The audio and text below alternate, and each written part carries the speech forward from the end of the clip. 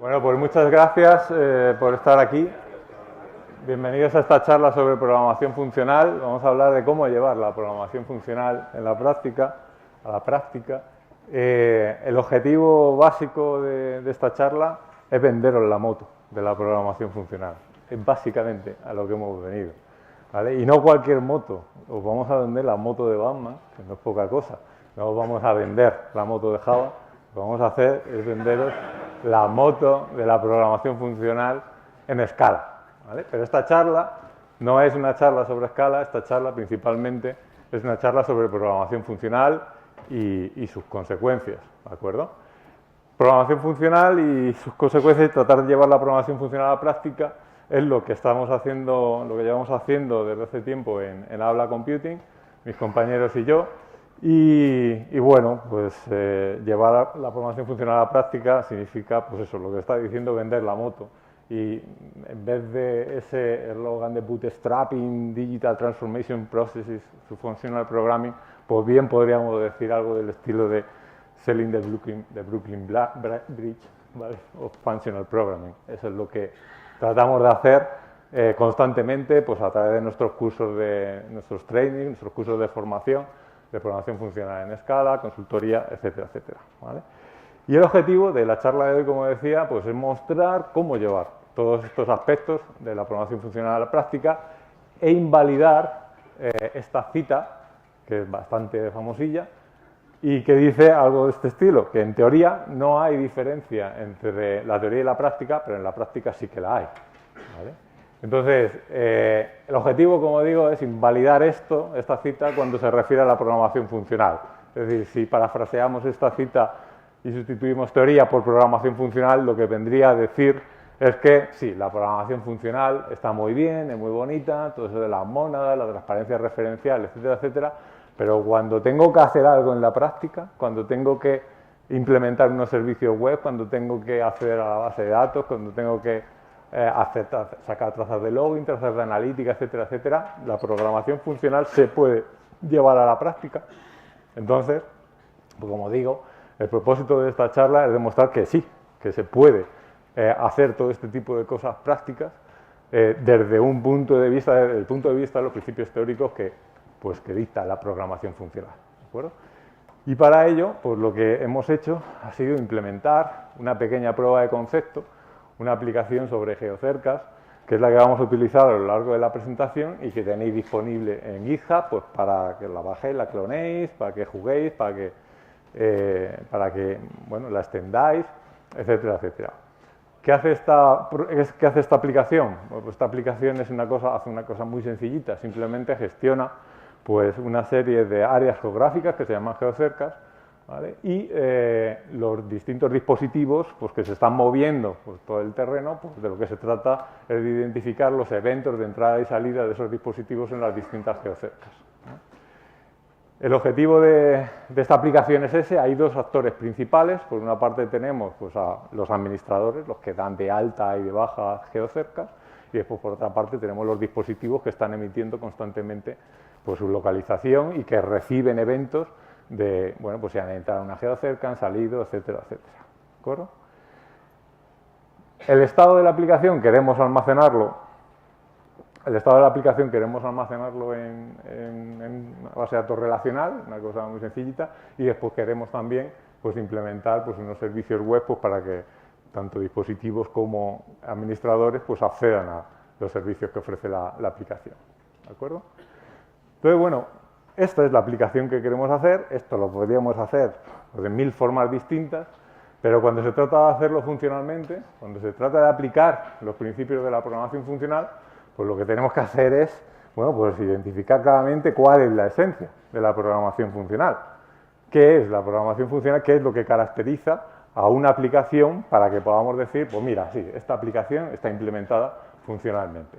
Bueno, pues lo que caracteriza a la programación funcional es, como nos dice Chiquito de la Calzada, ¿vale? Y así de paso le hacemos un homenaje, es la declaratividad, ¿vale? La programación funcional, cuando se trata de llevar a la práctica, es en esencia programación declarativa, ¿de acuerdo?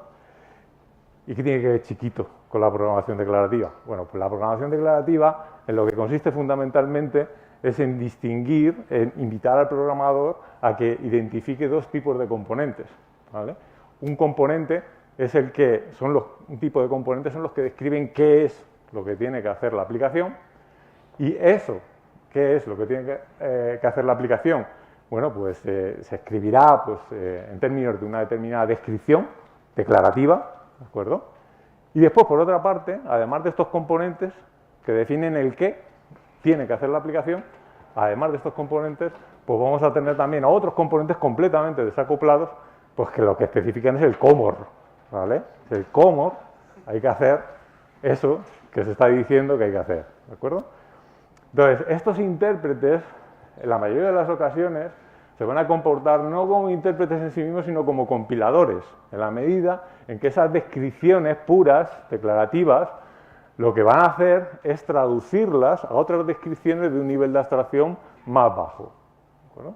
Y así, ¿vale?, continuamente, hasta que llegue un momento, por supuesto, en el que tengamos una descripción de tan bajo nivel, pues que la interpretación pues ya produzca los efectos colaterales, ya se disparen los cohetes, ¿vale? En todos estos pasos de traducción que tenéis aquí, en todos estos comor, ¿vale?, lo que se está haciendo es traducir, compilar una descripción puramente declarativa que representa un programa que dice qué es lo que hay que hacer a un determinado nivel de abstracción, ¿vale? Entonces se está traduciendo a otra expresión. Pero en ese proceso de traducción, ¿vale?, pues nosotros no hemos visto nada. Fuera del runtime no pasa nada. Aparte de que se caliente el runtime, nosotros no vamos a ver ni un acceso a la base de datos, no vamos a ver ni una llamada a un servicio web, no vamos a ver absolutamente nada, ¿de acuerdo?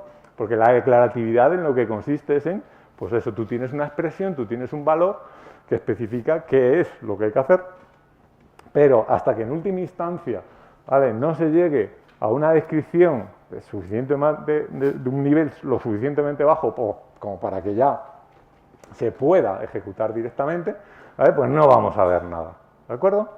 Entonces, esta es la filosofía de la programación funcional y, bueno, ¿y cómo aplicamos esta filosofía al ejemplo que tenemos?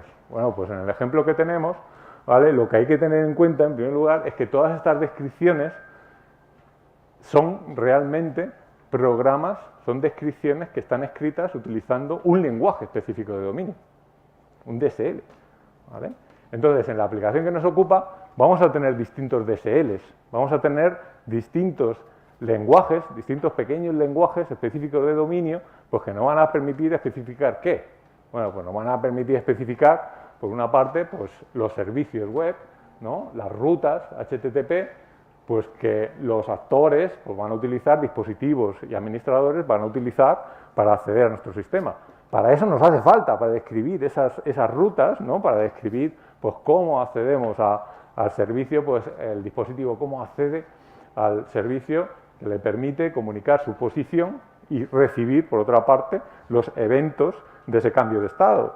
Si ha entrado o ha salido una geocerca, bueno, pues ahí tendremos que especificar pues que eso es un post, ¿no?, a una determinada URL, en el cuerpo de la petición web, pues tendremos que incluir pues, el JSON correspondiente, especificando la posición, etcétera, etcétera. ¿De acuerdo? Y después la salida que se espera, ¿vale? Todo eso se especifica, ¿vale?, pues con un pequeño DSL, con un pequeño lenguaje específico de dominio. ¿De qué dominio estamos hablando?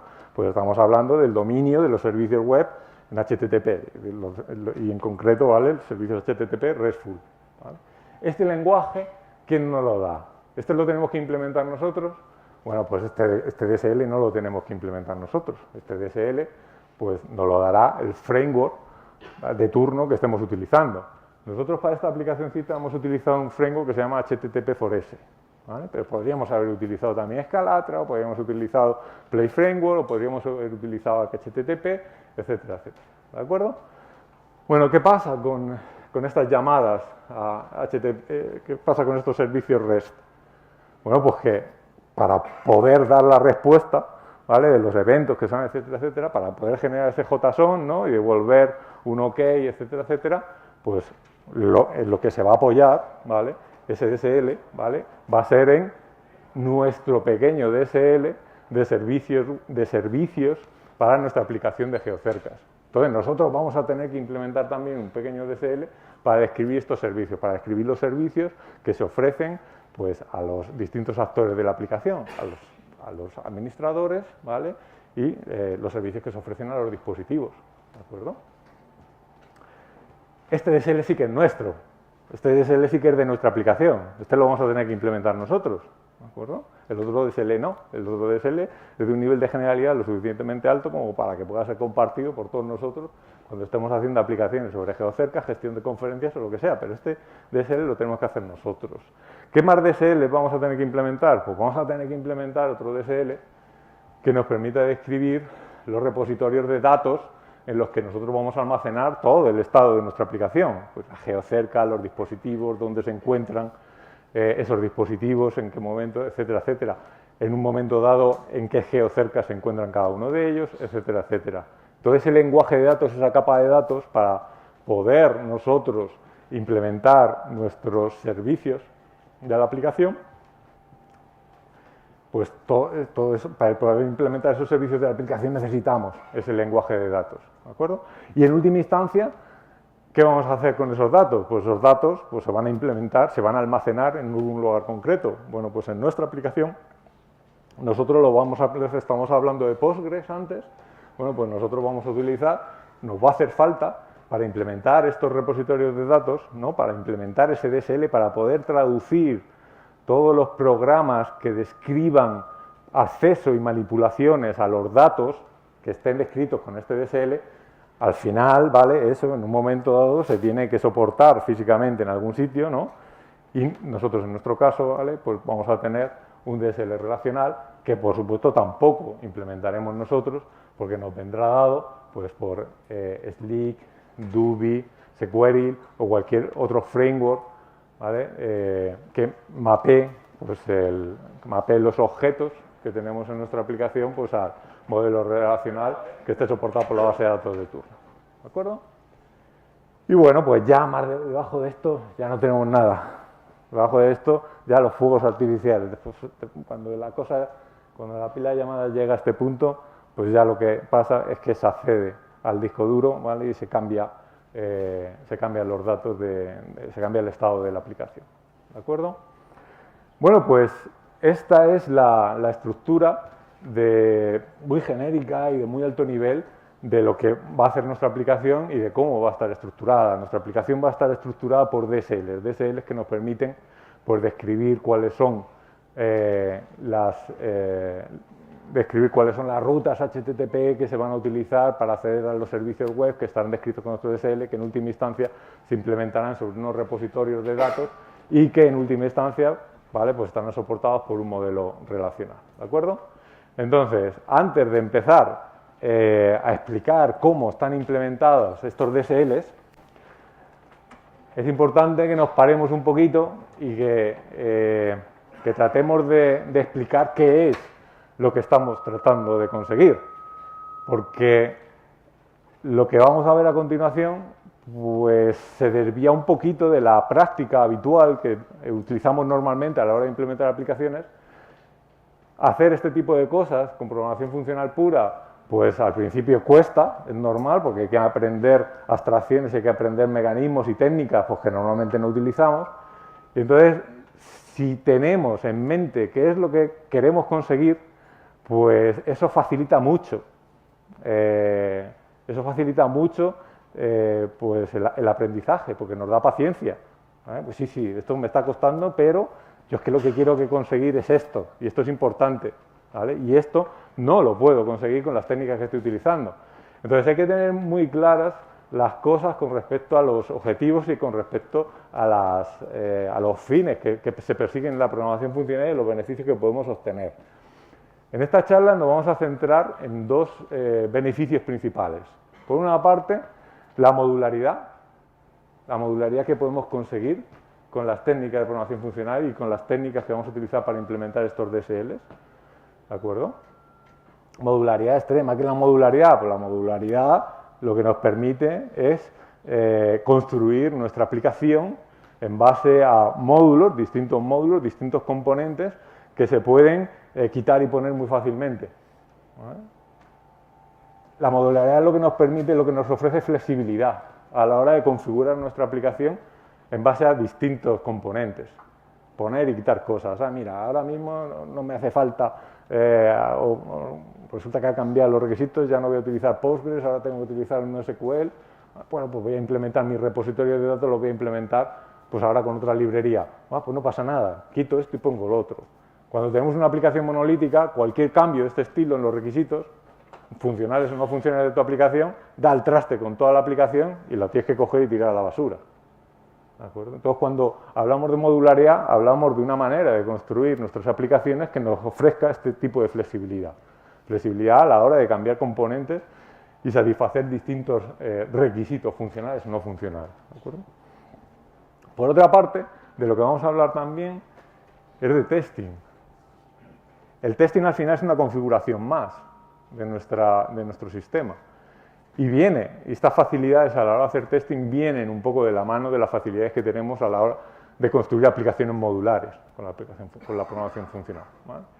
Y de lo que no vamos a hablar prácticamente en esta charla es de las ventajas que ofrece la programación funcional para paquetizar tu lógica de negocio. ¿A qué nos referimos con esto de paquetizar tu lógica de negocio? Pues a lo que nos referimos es a la capacidad, la posibilidad que tenemos de implementar toda nuestra lógica de negocio de una manera completamente desacoplada de aspectos de infraestructura.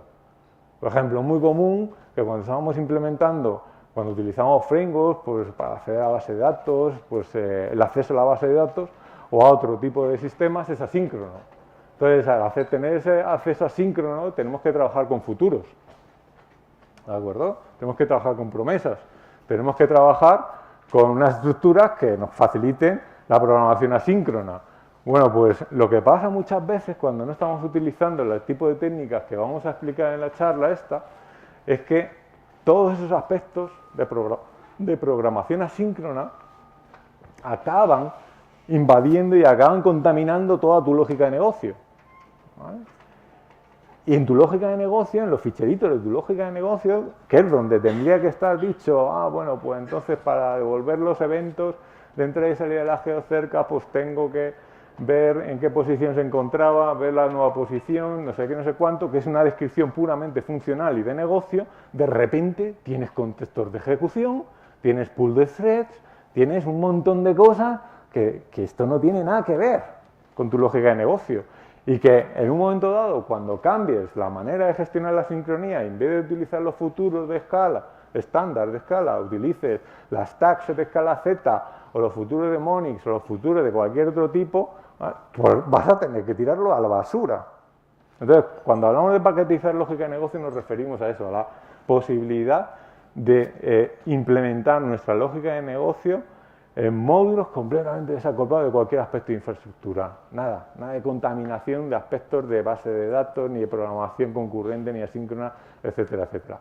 Pero bueno, de eso no vamos a hablar hoy, excepto lo que acabo de decir. Y después también una cosa que está muy chula de la programación funcional en una arquitectura funcional y que podéis comprobar pues, en la aplicación que hemos hecho, es que no hay necesidad de frameworks para inyección de dependencias como Google GUIS, ¿cómo decir? Google Use.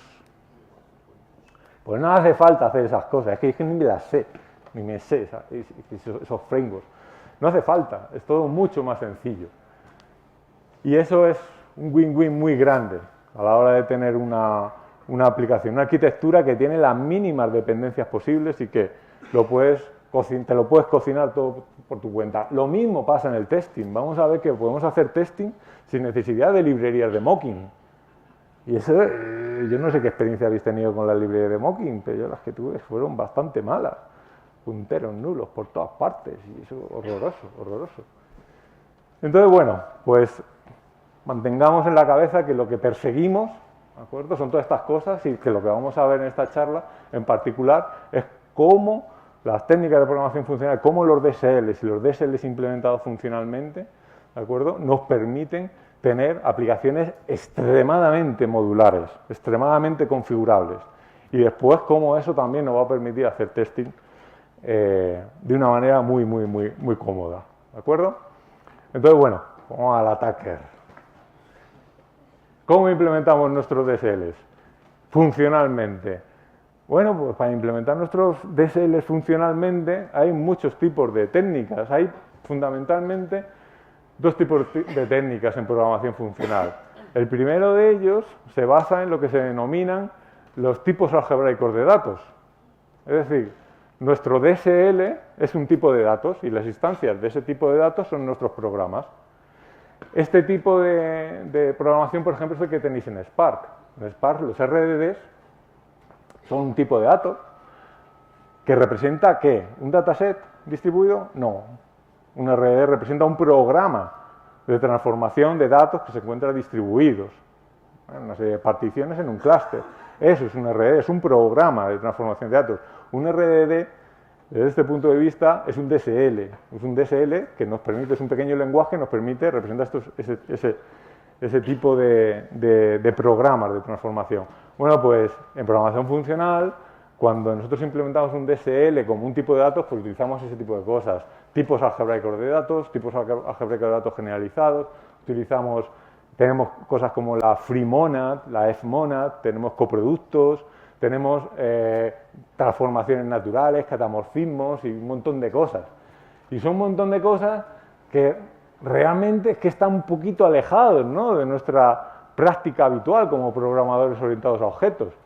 Entonces eso, cuando te dice un compañero de trabajo que es muy friki, ¿vale?, que le gusta mucho la programación funcional y está todo el rato ahí leyendo, ¿no?, y leyendo papers incluso académicos, y te dice, venga, vamos a hacerlo funcionalmente, y te empieza a hablar de este tipo de cosas, pues entonces tú te quedas así, a mí, déjame tranquilo, que yo estoy con mis APIs, programando y es de lo que yo sé, y yo con esto, yo me valgo. Entonces a mí, ¿qué me estás diciendo?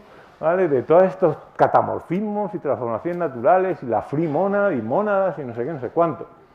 Bueno, pues podemos implementar nuestros DSLs utilizando interfaces, utilizando APIs pues del estilo que hemos visto, que hemos utilizado toda la vida. Bueno, pues vamos a intentarlo. Vamos a intentarlo porque a lo mejor sí que podemos hacer algo en esta línea. ¿En esta línea qué podríamos hacer? Bueno, pues podríamos empezar por lo que sabemos hacer, que es implementar nuestras APIs con interfaces abstractas. ¿Vale? No vamos a mostrar mucho código en esta presentación y el poco código que vamos a ver yo creo que se va a entender fácilmente. Aquí aparece un trait, esto es código Scala, esto es un trait pero es como una interfaz, como el interface de Java. ¿De acuerdo? ¿Cuántos de aquí leí Scala con soltura? Bueno, con soltura leí, familiarizado, así, ¿habéis leído Scala así un poquillo? Vale. Bueno, pues esto es una interfaz abstracta convencional. Esto es como si pones aquí, en vez de trait, interface. Y aquí lo que estamos haciendo es implementar un repositorio de geocercas. ¿Qué es lo que queremos de un repositorio de geocercas? De esa API. Pues lo que queremos es que nos dé la posibilidad pues, de añadir una nueva geocerca para una región determinada, eliminar una geocerca, ver cuál es la geocerca con un determinado identificador, conseguir todas las geocercas. Es una cosa, un ejemplo muy sencillito, pero que yo creo que ilustra más o menos lo que solemos hacer cuando estamos programando capas de datos, repositorios de datos. ¿Cuántos habéis programado repositorios de datos de este estilo? Cuando estamos haciendo aplicaciones de backend, pues es lo que solemos hacer, ¿no? Pues tenemos una capa de servicios y después tenemos una capa de datos y esa capa de datos pues la implementamos con repositorios de este estilo. Entonces, bueno, esto que estamos viendo aquí, esta interfaz, realmente es la esencia de un DSL. ¿Por qué? Pues porque aquí, donde vemos estos métodos de la interfaz, lo que tenemos es precisamente la gramática de nuestro DSL. Lo que tenemos son las instrucciones básicas con las que nosotros vamos luego a hacer programitas sobre la capa de datos. Entonces, esto tiene mucho que ver con la gramática. Las APIs con los DSLs tienen mucho que ver con los DSLs porque, en esencia, lo que está especificando esta API es la gramática de nuestro DSL. ¿De acuerdo? Y esta es la API, ¿no?, que queremos implementar. Entonces, ¿es posible que esto consista esta gramática consista en la base de nuestro DSL? Bueno, pues sí, siempre y cuando esta API nosotros luego la podamos interpretar como nos dé la real gana. Si nosotros esta API, que es una interfaz abstracta, ¿no? Nosotros la podemos instanciar como nos dé la real gana, la podemos interpretar como queramos, esas instrucciones básicas de nuestro lenguaje, de la capa de datos, nosotros lo podemos interpretar como, pues en términos de una implementación para una base de datos relacional con DUBI, en base de una implementación para una base de datos relacional con Slick, que es otro framework del ecosistema de Scala, para hacer, que nos proporciona un mapping objeto relacional, o si nosotros pudiéramos implementar esta API que hemos visto, si nosotros la pudiéramos implementar utilizando Redis Scala, que es una librería para acceder a Redis, o si pudiéramos implementar esta API pues en términos de un transformador de estado inmutable, es decir, con esta implementación de aquí lo que se pretende no es almacenar, gestionar el estado de nuestra aplicación a través del disco duro y a través de una base de datos relacional. De lo que se trata es de que nosotros tenemos nuestro estado en estructuras inmutables y todas las instrucciones que teníamos de nuestra API lo que hacen es transformar ese estado inmutable. Es una implementación basada en transformadores de estado. ¿Para qué queremos eso? Pues para construir un simulador de nuestro sistema y poder hacer testing unitario, sin utilizar librerías de mocking, ¿de acuerdo? Y es una cosa preciosa, muy bonita. Es una cosa que es que lo recomiendo a todo el mundo. Entonces, ¿nos vale esta interfaz abstracta para implementar nuestros DSL? Pues repito, sí, siempre y cuando esa interfaz abstracta nos permita, nos dé soporte a todas estas interpretaciones y a cualquier otra que se nos ocurra. ¿De acuerdo? Pero bueno, ¿eso es posible? Bueno, pues vamos a intentarlo con DUBI. Vamos a hacer una implementación de esta API con DUBI. DUBI es un framework que básicamente lo que te proporciona no te ofrece un DSL para SQL, lo que te ofrece esencialmente es un DSL para JDBC. Es una cosa más modesta, no es como Slick, que Slick sí que es más ambicioso. DUBI es una cosa más modesta y entonces nosotros escribimos nuestra query de SQL y después lo que hacemos aquí es, pues esto es un prepare statement y entonces hacemos un update y generamos ahí una cosa, una descripción que representa un acceso, ¿vale?, a la base de datos, pero es puramente declarativo, ¿de acuerdo? Esto es puramente declarativo. Cuando se ejecute esto, realmente no se va a acceder a la base de datos. Cuando se ejecute esto, cuando se evalúe esta expresión de aquí, lo que vamos a obtener es un programa de acceso a la base de datos. Con lo cual, cuando nosotros compilemos esto de aquí, fijaros que nosotros lo que queremos ya es el identificador de la geocerca. Este método de aquí de nuestra API recibe una región y lo que espera que se le devuelva ya es el identificador. Entonces, narices, para que te devuelva el identificador hay que ir a la base de datos. Entonces, ¿qué pasa cuando tratamos de compilar esto? No puedo. ¿Por qué? Pues porque hay un error de compilación. Lo que te dice el compilador de Scala es, ojo, que yo lo que me he encontrado aquí es un valor, es una expresión de tipo connection-io. Y realmente lo que me hace falta es el identificador de geocercas. ¿De acuerdo? Entonces aquí hay un mismatch, aquí hay un desajuste que es complicado de resolver. Porque ¿qué es lo que podría hacer yo? Bueno, pues lo que podría hacer es, una vez que tengo esta expresión, ¿no?, una vez que tengo esta query a la base de datos, lo que podría hacer es, pues venga, a dispararla. Le pego la patada, venga, vete a persistencia y devuélveme aquí el identificador. ¿Problema? Pues que el acceso a la base de datos con DUBI es asíncrono, lo cual está muy bien para que podamos implementar nuestros servicios web que no se bloqueen, etcétera, etcétera, ¿no? Tener ahí un pool de threads que está manejando, gestionando todos los accesos a persistencia. Eso está muy bien, pero tengo un futuro.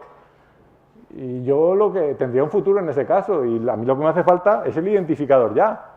Entonces, ¿cómo paso el futuro al identificador? Bloqueándome. Pero claro, si me bloqueo, pues entonces ya estoy perdiendo toda la gracia de utilizar un framework asíncrono, ¿no?, acceso a persistencia. Entonces, ¿qué es lo que hacemos siempre? ¿Qué es lo que solemos hacer cuando nos encontramos en una situación de este tipo? Pues lo que hacemos es cambiar la API. A mí ya no me cuentes que mi API devuelve un GID, devuelve identificador de geocercas, lo que me va a devolver mi API es un programita que cuando se ejecute, pues me devolverá el identificador de geocercas. Y lo mismo que pasa con Duby, nos pasa con el resto de frameworks que habíamos hablado. Si nosotros queremos implementar, si queremos interpretar las instrucciones de mi DSL en términos de un transformador de estado, lo que tiene que devolver los métodos de mi API no es un GID, lo que tiene que devolver es un programa que cuando se ejecute, es un programa de transformación de estado, cuando se ejecute sobre un estado concreto, pues me devolverá el GID. Cuando acceda a Redis, a través de esta librería, lo que me va a devolver es un futuro. No me va a devolver el GID, lo que me devuelve es un futuro, que me está indicando que se ha lanzado una computación en paralelo, que se estará gestionando en un pool de threads distintos, y cuando termine eso, pues ya podré recuperar yo el GID. Pero no tengo un GID, no tengo el identificador de geocercas. Y cuando utilice Slick, lo que me va a devolver será un objeto de tipo DBIO, que es también una descripción pues, del acceso a una base de datos relacional en el DSL que nos ofrece este framework, nos ofrece Slick. ¿De acuerdo? Entonces, bueno, pues nos encontramos con un problema. ¿Nos valen las interfaces abstractas convencionales como nuestra gramática de DSLs para implementar DSLs? Pues no, no nos valen. Y no nos valen precisamente por todos estos problemas. Porque realmente esas interfaces abstractas convencionales, aunque sean abstractas y nos dé la sensación de que se pueden implementar de cualquier forma, es mentira. Esas interfaces abstractas no se pueden implementar de cualquier forma. Esas interfaces abstractas están comprometidas con un tipo de interpretación síncrona concreto. Entonces, ¿cómo solucionamos este problema? Bueno, pues como lo dice Chiquito, ¿vale? Con programación declarativa. La programación declarativa es la clave. De lo que se trata es de ser declarativo, de lo que se trata es de no comprometernos con ningún tipo de interpretación concreta. ¿Y aquí qué tipo de interpretación tenemos? Pues tenemos conexionio, ¿no? Bueno, pues ¿por qué no abstraemos, por qué no parametrizamos, ¿vale? Y por qué no implementamos nuestra API de esta forma? Implementemos nuestra API de tal manera que hagamos abstracción de la forma en la que vamos a obtener en última instancia los resultados de nuestras instrucciones. Nuestras instrucciones al final nos tendrán que devolver un identificador de geocercas, nos tendrán que devolver la lista de todas las geocercas, etcétera, etcétera. Pero de momento, ¿vale? Lo que tenemos es que esta API está implementada, no se compromete, ni con conexionio, ¿vale? Ni se compromete con DBIO, ni se compromete con ninguna forma. Aquí lo que tenemos es un parámetro. Esto es programación genérica. Aquí estamos abstrayendo el parámetro. Estamos abstrayendo un parámetro, como cuando utilizamos genericidad en Java. ¿Cuál es la diferencia? La diferencia es que en este caso lo que estamos abstrayendo es lo que se denomina el constructor de tipos. Que es una cosa técnica, pero que simplemente es como cuando tenéis lista de enteros. Bueno, pues entero es un tipo y list es un constructor de tipo, porque tú le pasas entero, te devuelve una lista de enteros que es otro tipo. Como sea, conexionio, DBIO, future, etcétera, etcétera, state, todo eso son constructores de tipos. Son formas, son elementos que nos representan la forma en la que vamos a obtener esa información. ¿De acuerdo? Y aquí, en este caso, este P representa el cómo. Este P representa el cómo. Cómo, al final, se va a interpretar ese DSL. Cómo se van a interpretar esas instrucciones. Lo que estamos haciendo con esta API, que esta API se llama una type class, este tipo de interfaces abstractas se llaman type classes. Estas type classes no son más que interfaces abstractas parametrizadas. Y son interfaces abstractas parametrizadas que parametrizan y abstraen el cómo. Abstraen el tipo de interpretación que vamos a hacer. ¿De acuerdo? Bueno, ¿qué vamos a conseguir con todo este tipo de APIs? Bueno, pues lo que vamos a conseguir es supermodularidad. ¿Por qué? Pues porque estas APIs, como digo, están parametrizadas, hacen por completo abstracción del cómo, y eso nos va a permitir que las podamos implementar como nos dé la real gana. Por ejemplo, ¿qué es lo típico de la implementación de nuestros servicios? Nuestros servicios de dispositivos y nuestros servicios de administrador. Que no vamos a entrar en detalle de cómo son estas APIs, pero tened por seguro que están implementadas con type classes. y abstrayendo por completo la interpretación. ¿Qué es lo que nos permite hacer? Pues lo que nos permite hacer, lo que haremos, ¿vale?, será implementar estos servicios utilizando los repositorios de datos de nuestra capa de datos. Los repositorios de geocerca, los repositorios de dispositivos, los repositorios que nos indican en qué geocerca se encuentra cada dispositivo, etcétera, etcétera. Esto, lo que tenemos aquí, son de nuevo APIs. ¿Cómo implementamos estas APIs? Bueno, pues las podemos implementar con DUBI. Y estas APIs, en última instancia, pues estarán soportadas sobre el DSL de DUBI, que, pues, en un momento dado, pues llegará a la base de datos. ¿De acuerdo? Esto es una posible implementación, y es la implementación típica que vamos a hacer, ¿no? Tenemos nuestra capa de servicios. Esa capa de servicios está implementada sobre las APIs del repositorio de datos, y después esas APIs del repositorio de datos están implementadas sobre el DSL de Slick, de DUBI, en este caso, etcétera, etcétera.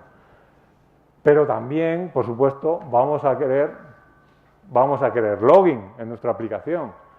Y meter login en nuestra aplicación, ¿cómo lo vamos a meter? ¿Vamos a meter trazas de login en la lógica de negocio?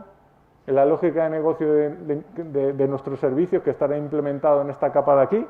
No, lo que vamos a hacer es implementar todos estos repositorios de aquí, los vamos a implementar con SL4J, utilizando el OPA, con lo que sea.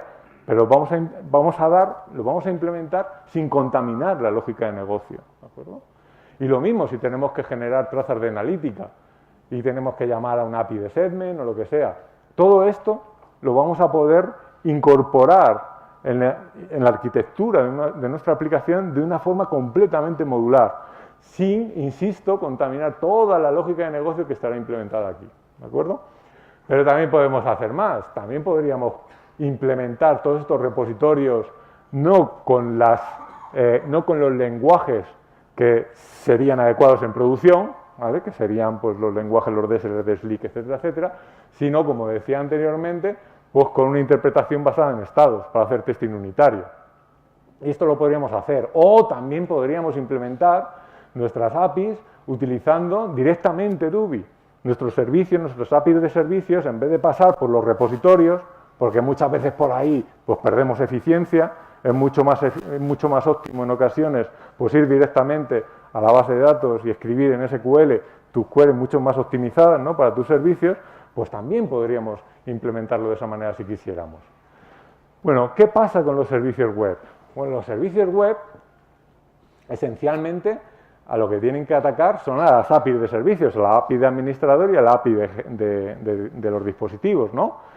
¿Qué es lo que hacemos para implementar nuestros servicios web? ¿Cómo encajan en toda esta película de las APIs? Bueno, pues vamos a tener nuestras APIs y lo que vamos a hacer es implementar un wrapper que básicamente lo que hace, fundamentalmente lo que hace es exponer todas esas APIs, todos los servicios que ofrece, todas las instrucciones que ofrece esa API, las expone, ¿no?, en términos de unos servicios web, de unos endpoints, ¿de acuerdo? Eso, pues como decíamos, se hace lo hemos hecho, lo encontraréis en el repositorio implementado con HTTP4S, ¿de acuerdo? Y una cosa muy guapa que podemos hacer es implementar estas APIs de servicios administrador de tal manera que lo que hagan sea simular, ¿no?, las invocaciones a esos endpoints que están habilitadas a través de este wrapper, ¿de acuerdo? Entonces aquí tenemos una implementación de nuestras APIs que son las mismas que se están exponiendo aquí, ¿de acuerdo? Las tenemos implementadas con nuestros clientes HTTP y estas clientes HTTP, en esencia, lo que hacen es atacar a los correspondientes endpoints, ¿de acuerdo?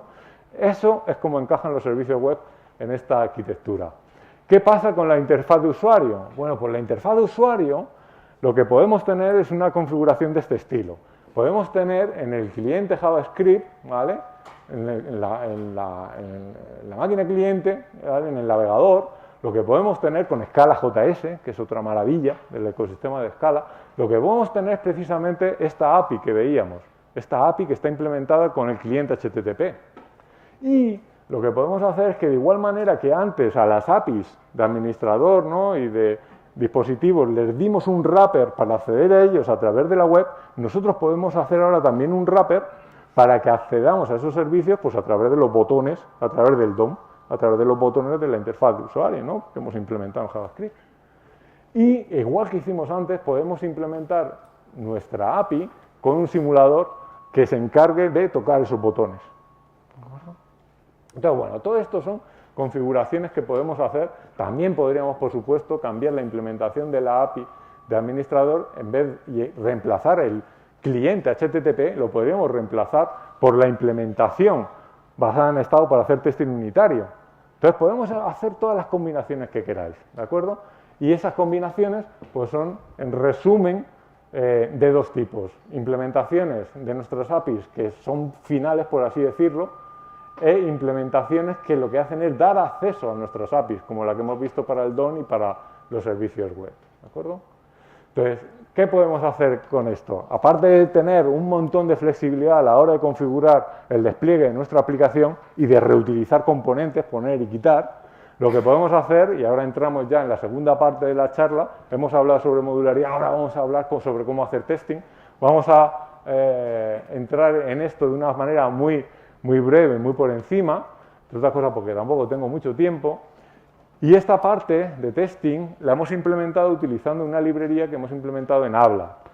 Se llama PureTest y para lo que nos sirve es para hacer testing funcional, para hacer testing utilizando principios de programación funcional. Entonces, los catálogos de test, ¿en qué consisten?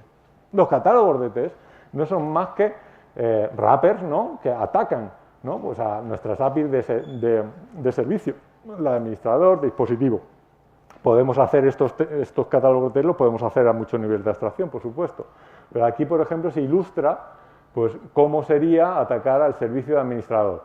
¿Y cómo podemos implementar estos tests? Bueno, pues lo bonito que podemos hacer una vez que hemos implementado nuestras APIs como type classes, como interfaces abstractas que abstraen por completo cualquier tipo de interpretación, lo que podemos hacer es describir nuestros tests, describirlos de manera abstracta, de tal manera que nos sirvan tanto para hacer testing unitario como para hacer test de integración. Exactamente los mismos tests. Aquí lo que se está diciendo es de manera puramente declarativa, sin mojarse, sin comprometerse con ninguna forma particular, lo que se está diciendo es que, bueno, pues si añadimos nosotros el estado de nuestra aplicación inicialmente, pues contiene esta región y eliminamos esta región, cuando tratemos de coger pues la geocerca de identificador 1, pues el resultado va a ser ninguno. Si partimos de un estado vacío y eliminamos la geocerca identificada con 1, pues esto debería fallar con este tipo de error, etcétera, etcétera.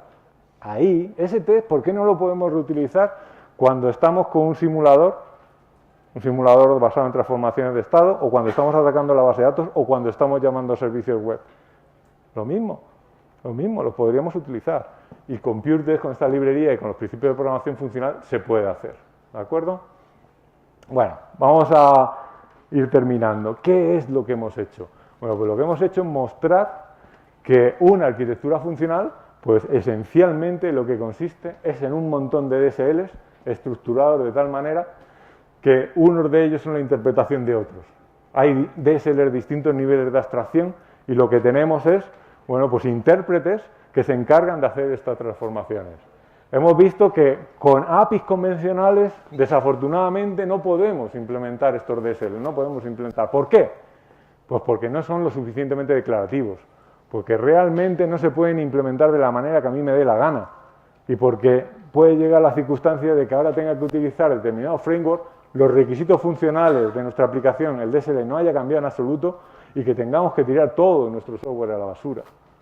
Entonces, ¿para eso qué se hace? Pues podemos utilizar APIs funcionales, utilizando type classes, utilizando para genericidad de orden superior, etcétera, etcétera. ¿Y todo esto por qué? Bueno, pues todo esto porque queremos maximizar la flexibilidad, la modularidad de nuestras aplicaciones. Por eso, porque queremos poder programar en base a componentes que se puedan poner y quitar y reutilizar en un momento dado a nuestro antojo.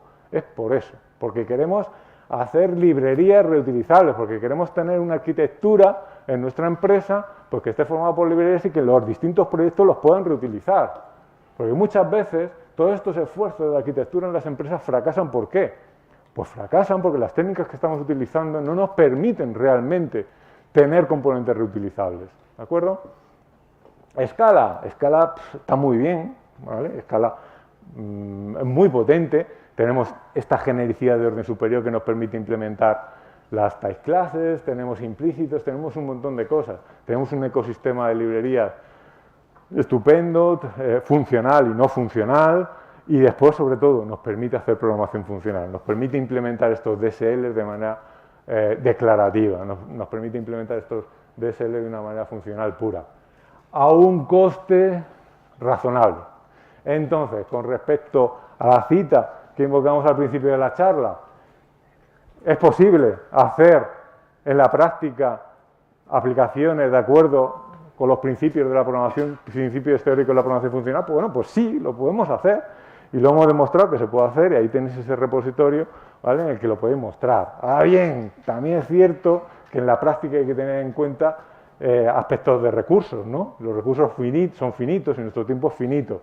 Entonces, hacer programación funcional pura hoy en día se puede hacer con Scala, pero sí que es cierto, ¿vale?, que hay que aprender un poquito y que hay que echarle un poquito de horas, ¿de acuerdo? Entonces, tenéis ya muchos recursos y tenéis muchos libros, pero y tenéis este repositorio, por ejemplo, pero hay que tener en cuenta, ¿vale?, que sí que es cierto que en la práctica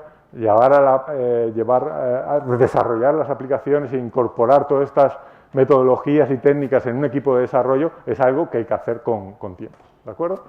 Entonces, también resumiendo esto, ¿quién me compra la moto? ¿Quién me compra la moto de la programación funcional? No muchas manos, una poquita más. Primera opción, me compráis la moto. Segunda opción, yo en esa moto no me monto, que me mato.